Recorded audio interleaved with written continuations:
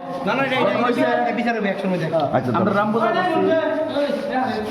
ভিতরে আজকে দশমী আমরা ওই দশমীর ভিতরে আমরা একটা খবর পেয়েছি যে বাইপাসে আমরা যে শুদ্ধচড়া প্লাস কম্পিয়ামপুর রোড আছে নতুন বাইপাস হচ্ছে ওই বাইপাসে একটা 2 নম্বরে ব্যবসার একটা খবর আসছে আমরা কাছে আমরা গেছি দুইটা আর ওই দূরে যাওয়াতে ওই জায়গার ভিতরে শুদ্ধচড়া তেলে আমরা শুদ্ধচড়া যে ব্রিজ জার্নেসে দিয়ে কুল্লিপুর আছে ওই শুদ্ধচড়া গোবিন্দ দাস ভাই প্লাস ওই পাড়ার যে 4-5 জন লোক আছে তারা সবকটার নাম আমি জানি না ওই তারা মিল্লা অ্যাটাক করছে আমার উপরে তারা 2 নম্বরের ব্যবসার ক্ষেত্রে আমরা বাধা দিছি ওই বাধার উপরে আমার মামার উপরে দাদা খুব দিছে আমার উপরে প্রাণঘাতী হামলা করছে ওই হামলার বিপক্ষে আজকে আমার মামা হসপিটালে আমরা ওইটার বিচার চাই। তোমার নাম?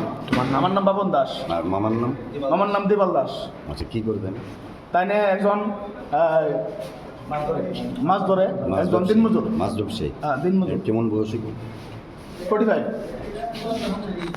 ঘটনাটা আমরা কিছু জানি না, মানে এরা বাইপাস এরা কি ঘটনা করছে জানি দরকার লাগিয়ে গ্রামে আইছে আইসে দাউটা হলে আমরা এটা বই রয়েছি দাউলে আমার বাইরে এই জায়গাটা খুব মারছে এই জায়গাটা দিচ্ছে প্রায় 15-20 সিঁড়ি লাগবে।